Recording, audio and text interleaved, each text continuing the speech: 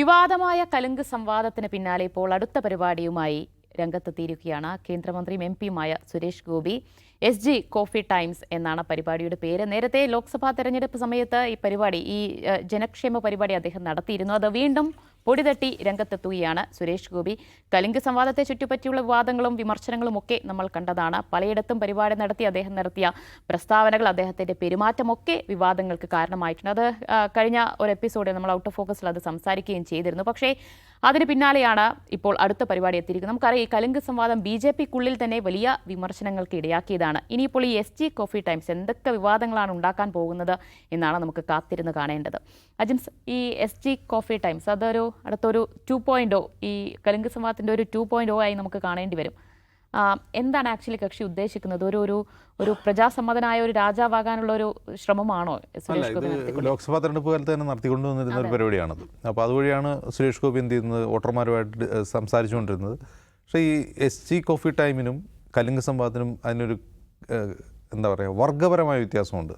ഒന്ന്, കലുങ്ക് സംവാദം ഏറ്റവും താഴെത്തട്ടിലുള്ള മനുഷ്യരോട് നേരിട്ട് സംസാരിക്കുന്ന ഒരു കാര്യമാണ്.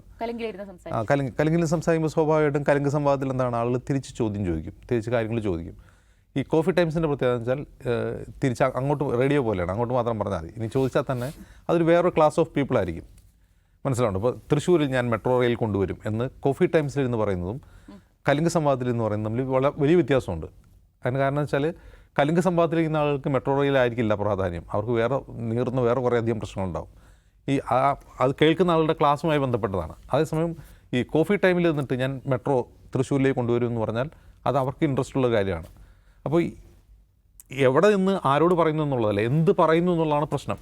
ഇപ്പോൾ ഈ കോഫി ടൈമിൽ നിന്ന് അദ്ദേഹം പറയുന്നത് എന്താണ്, ഞാൻ തൃശ്ശൂരിലേക്ക് മെട്രോ കൊണ്ടുവരും എന്ന് പറഞ്ഞിട്ടില്ല, ഞാൻ ഒറ്റ തന്തയ്ക്ക് പിറന്നവനാണ്, ആലപ്പുഴ കമ്മ്യൂണിസം നശിപ്പിച്ചൊരു സ്ഥലമാണ്, അവിടെ എയിംസ് കൊണ്ടുവരണമെന്നാണ് എൻ്റെ ആഗ്രഹം. ഈ വരികളൊന്ന് കൂട്ടി വായിച്ചു നോക്കുക. തൃശ്ശൂരിലേക്ക് കൊണ്ടുവരുമെന്ന് ഞാൻ പറഞ്ഞിട്ടില്ല. അദ്ദേഹം തന്നെ മുമ്പ് പറഞ്ഞിട്ടുണ്ട് തൃശ്ശൂരിലേക്ക് നീട്ടണം എന്ന്. അദ്ദേഹം തന്നെ പലവട്ടം പറഞ്ഞ ഫയൽ നമ്മുടെ കയ്യിൽ ഇരിപ്പുണ്ട്. ഞാൻ അങ്ങനെയല്ല പറഞ്ഞൊരു ഉപപാതയായി പാലിയേക്കര വഴി തൃശ്ശൂരിലേക്ക് വരണം, അത് കോയമ്പത്തൂരിലേക്ക്, ഇത് തന്നെയല്ലേ ഈ പറയുന്നതിൻ്റെ അർത്ഥം, എക്സ്റ്റെൻഡ് ചെയ്യുക എന്നുള്ള എൻ്റെ അർത്ഥം. അപ്പോൾ ഉപപാത എന്ന് പറഞ്ഞാൽ ഈ ഇതിന് സമാന്തരമായിട്ട് വേറെ പാത എന്നാണോ? അപ്പോൾ അദ്ദേഹം തന്നെ എന്താണ് പറഞ്ഞതെന്ന് അദ്ദേഹത്തിന് ഓർമ്മയില്ല. പക്ഷേ ഇതിലൊരു പ്രശ്നം എന്താണെന്ന് വെച്ചാൽ 2024 മാർച്ച് മാസത്തിലും അതിന് മുമ്പൊക്കെയും ലോക്സഭാ തെരഞ്ഞെടുപ്പിന് തൊട്ട് മുമ്പായി നടത്തിയ കോഫി ടൈമിൽ ഇദ്ദേഹം പറഞ്ഞ കാര്യങ്ങളെ അതേ കോഫി ടൈമിൻ്റെ പ്രേക്ഷകരോട് പറഞ്ഞ് അദ്ദേഹം തള്ളിപ്പറയാണ്, താൻ തന്നെ പറഞ്ഞ കാര്യങ്ങൾ തള്ളിപ്പറയാണ്. ഒന്ന്. രണ്ട്, എയിംസ് പോലൊരു സ്ഥാപനം തൃശ്ശൂർ വരണം എന്നാഗ്രഹിക്കുന്നത് എല്ലാ ക്ലാസ്സിലുള്ള ആളുകളും ആഗ്രഹിക്കും, താഴെത്തട്ടുള്ള ആളുകളും പണക്കാരായ ആൾക്കാരും എല്ലാവരും ആഗ്രഹിക്കും. അതേ ആൾക്കാരോട് വീണ്ടും അദ്ദേഹം പറയുകയാണ്, ഞാൻ തൃശ്ശൂർ കൊണ്ടുവരില്ല. ഏത്? തൃശ്ശൂരിൻ്റെ MP ആയിരുന്നുകൊണ്ട് ഞാൻ തൃശ്ശൂരല്ല കൊണ്ടുവരുന്നത്, ആലപ്പുഴയാണ്. എന്താണ് ആലപ്പുഴയുടെ ഇത്ര താല്പര്യം? അതിന് അദ്ദേഹം പറയുന്ന കാരണം ആലപ്പുഴ കമ്മ്യൂണിസം നശിപ്പിച്ച നാടാണെന്നാണ്. ആലപ്പുഴ ഉണ്ടാക്കിയത് തന്നെ കമ്മ്യൂണിസ്റ്റുകളാണ്. ആലപ്പുഴയുടെ ചരിത്രം കമ്മ്യൂണിസ്റ്റുകളായിട്ട് ബന്ധപ്പെട്ടതാണ്. പുന്നപ്ര വയലാർ സമരം നടന്ന സ്ഥലമാണ്. അവിടെ കമ്മ്യൂണിസ്റ്റ് പാർട്ടിക്ക് നല്ല വേരോട്ടമുണ്ട്, CPM-നും CPI-ക്കും ഒക്കെ വേരോട്ടമുണ്ട്. അതെങ്ങനെയാണ് ആലപ്പുഴ നശിപ്പിച്ചത്? അത് അദ്ദേഹം വിശദീകരിക്കില്ല. ഒന്ന്. രണ്ടാമത്തെ കാര്യം, തൃശ്ശൂരിൽ കൊണ്ടുവരില്ല എന്ന് തൃശ്ശൂരുകാരോട് അദ്ദേഹം പറയുന്നത്. ഈ കോഫി ടൈം തൃശ്ശൂരിന് പുറത്ത് നടത്തില്ല എന്ന് പറയുന്നു. ഒരു സ്വന്തം വോട്ട് ചെയ്ത് ജയിപ്പിച്ച അദ്ദേഹത്തിൻ്റെ ഭാഷയിലെ പ്രജകളോട് അദ്ദേഹം തന്നെ പറയുകയാണ്, നിങ്ങൾക്ക് ഞാൻ എയിംസ് തരില്ല എന്ന്. അതിനർത്ഥം എന്താണ്? സ്വന്തം വോട്ടർമാരുടെ അദ്ദേഹം തന്നെ പറയുകയാണ്, നിങ്ങൾക്കല്ല എയിംസ് തരുന്നത്, ഞാൻ ആലപ്പുഴയ്ക്കാണ് കൊടുക്കുക എന്ന് പറയുകയാണ്. ഇത് തൃശ്ശൂരുകാരുടെ MP പറയുകയാണ്. ഇതിൻ്റെ ഞാൻ പറയുന്നത് അതിൻ്റെ ഒരു കോമൺ സെൻസിലൂടെ ഞാൻ ചിന്തിച്ച് നോക്കി. അതിൻ്റെ രാഷ്ട്രീയം വിടുക, കോമൺ സെൻസ് ചിന്തിച്ചാൽ തന്നെ അദ്ദേഹം എന്താണ് പറയുന്നത് അദ്ദേഹത്തിന് അറിയില്ല. ഇനി ആലപ്പുഴയ്ക്ക് എന്താണ് പ്രത്യേകത? ആലപ്പുഴയിൽ ഞാൻ കൊണ്ടുവരും, അത് നശിച്ച നാടാണ്. അത് കമ്മ്യൂണിസ്റ്റുകളുടെ മാത്രം നാടല്ല, കോൺഗ്രസിൻ്റെ നാടാണ് ആലപ്പുഴ. ആലപ്പുഴയിൽ വർഷങ്ങളായിട്ട് ജയിച്ചുകൊണ്ടിരുന്ന, ലോക്സഭയിൽ ജയിച്ചുകൊണ്ടിരുന്ന കോൺഗ്രസ്സാണ്. KC വേണുഗോപാലിൻ്റെ സ്ഥിരം മണ്ഡലമാണത്. അതെങ്ങനെയാണതൊരു എന്താണ് കമ്മ്യൂണിസ്റ്റുകൾ നശിപ്പിച്ച നാടായി മാറുന്നത്? അപ്പോൾ അദ്ദേഹം എന്താണ് പറയുന്നത് അദ്ദേഹത്തിന് അറിയില്ല. അദ്ദേഹത്തിന് വേറെ എന്തൊക്കെയോ താല്പര്യമാണ്.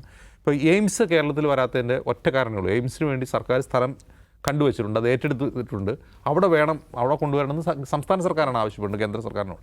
കേന്ദ്രം പറയുന്നത് ഭൂമി ഏറ്റെടുക്കാത്തതുകൊണ്ടാണ് എയിംസ് വരാത്തതെന്ന്. അതായത് സംസ്ഥാന സർക്കാർ കണ്ടുവച്ച ഭൂമിയിൽ എയിംസ് വരാൻ BJPക്ക് താല്പര്യമില്ല, അതുകൊണ്ടാണ് അത് വരാത്തത്. BJP ഉടക്ക് വയ്ക്കുന്നതുകൊണ്ടാണ് അവർ വരാത്തത്. അവർക്ക് താല്പര്യം എവിടെയാണ്? അവർക്ക് ജയസാധ്യതയുള്ള ഏതെങ്കിലും സ്ഥലത്ത്, പാലക്കാടോ ആലപ്പുഴയിൽ ഇപ്പോൾ കഴിഞ്ഞ ലോക്സഭാ തെരഞ്ഞെടുപ്പിൽ കുറച്ച് വോട്ട് അവർ കൂടുതൽ ലഭിച്ചു ശോഭാ സുരേന്ദ്രൻ വഴി. അവിടെ വന്നു കഴിഞ്ഞാൽ അവർക്ക് ജയിക്കാൻ പറ്റുമെന്നാണ് കരുതുന്നത്. അത് സുരേഷ് ഗോപി പറയുന്നേ ഉള്ളൂ. അത് വൃത്തിയായി പറയാൻ സുരേഷ് ഗോപിക്ക് അറിയില്ല. പറയുന്നത് അദ്ദേഹത്തിന് കാലിലേക്ക് വെടിവെക്കുന്ന പോലെയാണ് പറയുന്നത്. സ്വന്തം വോട്ടർമാരോട് പറയുകയാണ്, നിങ്ങൾക്ക് ഞാൻ എയിംസ് തരില്ല, ഞാൻ ഒറ്റ തന്തയ്ക്ക് പിറന്നവനാണെന്ന്. അതിൻ്റെ അർത്ഥം എന്താണെന്ന് പഠിച്ചവനറിയാം. ഈ കലിങ്കിലൂടെ നഷ്ടപ്പെട്ട പ്രതിച്ഛായ വീണ്ടെടുക്കാനാണോ SJയുടെ ശ്രമം? ഞാൻ ചോദിക്കുന്നത് BJP ഇപ്പോൾ ഈ പറയുന്ന ഹൈപ്പർ ലോക്കൽ മിങ്ക്ലിംഗ് പരിപാടി നടത്തുന്ന എന്തിനാണ്? അതിൽ സുരേഷ് ഗോപിയെ തീരുമാനിക്കുന്നത് എന്തിനാണ്? അത് സുരേഷ് ഗോപി തൃശ്ശൂരിൽ മത്സരിച്ച് സംഘ് പരിവാറിൻ്റെ കേരള ചരിത്രത്തിലെ ഏറ്റവും ഐതിഹാസികമായ വിജയമുണ്ടാക്കിയ ഒരാളാണ്. അപ്പോൾ അദ്ദേഹം ആ നിലയ്ക്ക് നേട്ടം ഉണ്ടാക്കിയ ഒരാളാണ്. അതിൻ്റെ കൂടെ അദ്ദേഹം ആരായി? കേന്ദ്രമന്ത്രിയായ ആളാണ്. പ്രധാനമന്ത്രിയും അമിത്ഷായായിട്ടും 1-to-1 ബന്ധമുള്ള ഒരാളാണ്. അങ്ങനെ ഒരാൾ ഇതാ ഇറങ്ങി വരുന്നു, എന്നിട്ട് നമ്മോട് സംസാരിക്കുന്നു വികസനത്തെക്കുറിച്ച്, ഞാൻ നിങ്ങൾക്ക് തരാം എന്ന് പറയുന്ന വാഗ്ദാനത്തെക്കുറിച്ച്. ആൾക്കാർ അതിനെ വാല്യൂ ചെയ്യും എന്ന് വിചാരിച്ചിട്ടാണല്ലോ. കാരണം സുരേഷ് ഗോപി പറഞ്ഞ യേശും കെ സുരേന്ദ്രൻ പോയി പറഞ്ഞല്ലോ. കെ സുരേന്ദ്രൻ ആരാ? അദ്ദേഹം വെറും സംസ്ഥാന അധ്യക്ഷൻ മാത്രമായിരുന്ന ഒരാൾ. പക്ഷേ സുരേഷ് ഗോപി അങ്ങനല്ല. സുരേഷ് ഗോപി ജനസമ്മതിയുള്ള ഒരാൾ. അദ്ദേഹം കേന്ദ്രമന്ത്രി ആയാൽ അദ്ദേഹം പറഞ്ഞാൽ കൊണ്ടുവരുന്നൊരു ഫീൽ ജനങ്ങൾക്കുണ്ടാവുകയും ആ കണക്ട് ഉണ്ടാക്കാനായിരിക്കും ഒരുപക്ഷെ സുരേഷ് ഗോപിയെ ഈ കളത്തിൽ മുന്നിൽ ഇറക്കുന്നത്.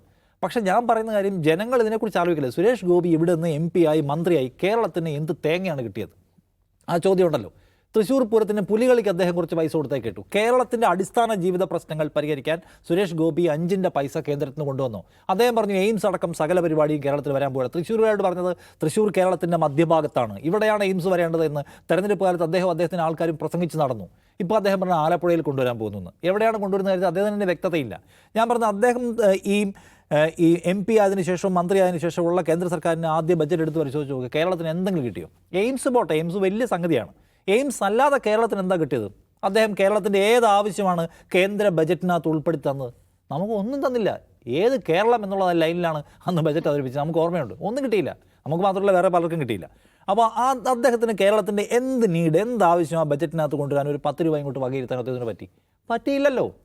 നമുക്ക് വയനാട് ദുരന്തം ഉണ്ടായപ്പോൾ ബാക്കി ഏതെല്ലാം സംസ്ഥാനങ്ങൾ കാശ് കൊടുത്തു? നമുക്ക് എത്ര തന്നു? ഒരു വർഷം കഴിഞ്ഞപ്പോൾ 266 കോടിയോ മറ്റോ ഇപ്പോൾ അനുവദിച്ചിട്ടുണ്ട്. നമ്മൾ ആവശ്യപ്പെട്ടതിൻ്റെ 10% പൈസയാണ് തന്നത് മുഴുവൻ. ആദ്യം തന്ന പൈസ മുഴുവൻ വായ്പയായിട്ട് നമ്മൾ തിരിച്ചടക്കണം. വേറൊരു സംസ്ഥാനത്തിനും ഇങ്ങനെ വായ്പ എന്ന് പറഞ്ഞ ഏർപ്പാടില്ല. ഈ കടങ്ങൾ എഴുതിത്തള്ളണം, ഈ പാവം പിടിച്ച മുണ്ടക്കയിലെയും ചൂരൽമലയിലെയും മനുഷ്യരുടെ കടങ്ങൾ എഴുതിത്തള്ളണം എന്ന് ആവശ്യപ്പെട്ടു.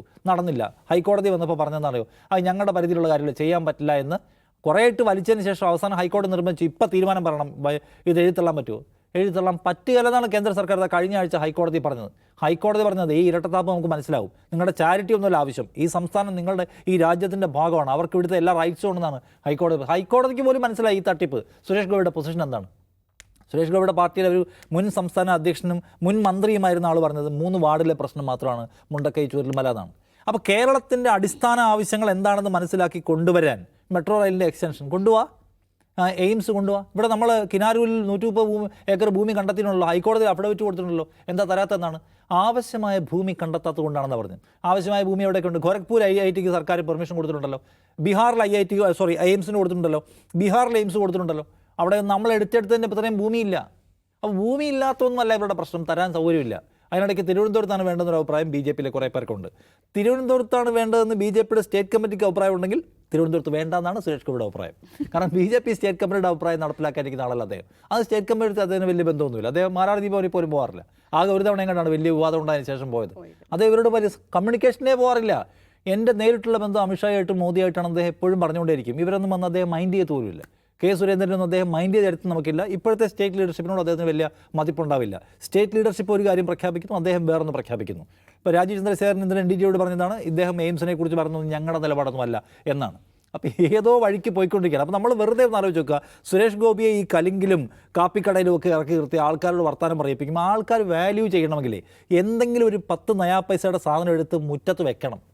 ഞാൻ കൊണ്ടുവന്നതാണ് എന്ന് പറയണം. ഞാൻ വാഗ്ദത്തം ചെയ്ത എയിംസ് ഞാൻ തൃശ്ശൂർ കൊണ്ടുവരുമെന്ന് പറഞ്ഞത് എയിംസ് പോട്ടെ, അദ്ദേഹം ഒരു പ്രാഥമിക ആരോഗ്യത്തിനെങ്കിലും അവിടെ കൊണ്ടുവരണം.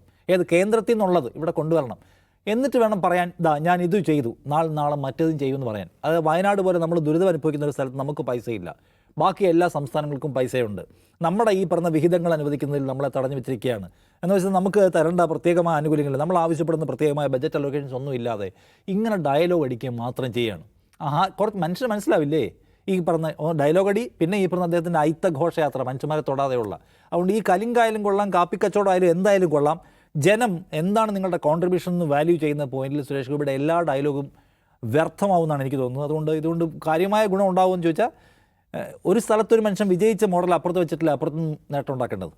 അതുകൊണ്ട് വിജയിച്ച മോഡലാണോ സുരേഷ് ഗോപി എന്ന് സുരേഷ് ഗോപിയെ വെച്ചിട്ട് പ്ലാൻ ചെയ്യുന്ന PR കമ്പനി ആലോചിക്കട്ടെ എന്ന് ഞാൻ പറയാം. യെസ്, എന്തായാലും സിനിമാ സ്റ്റൈലിൽ ഇങ്ങനെ ഓരോന്ന് കാട്ടിക്കൂട്ടുന്നതിന് പകരം എന്താണ് കേരളത്തിൻ്റെ ആവശ്യകത, അല്ലെങ്കിൽ കേരളത്തിലെ ജനങ്ങൾക്ക് എന്താണ് വേണ്ടതെന്ന് മനസ്സിലാക്കി അതിനനുസരിച്ച് പ്രവർത്തിക്കാൻ ഇനിയെങ്കിലും SGക്ക് കഴിയട്ടെ. എന്തായാലും കലുങ്കിൽ പൊളിഞ്ഞ SGക്ക് ഈ കോഫി ടൈംസിലെങ്കിലും ക്ലിക്കാകാൻ കഴിയട്ടെ. ആശംസകൾ.